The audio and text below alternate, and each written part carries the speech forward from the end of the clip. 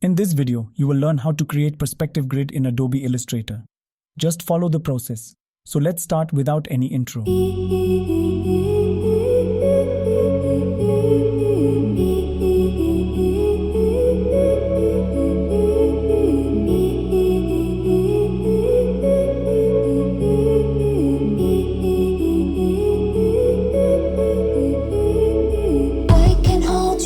Lock the layer by pressing Ctrl+2.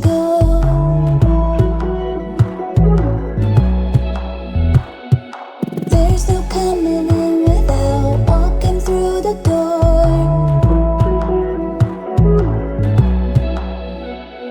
Look in the mirror, what do you see?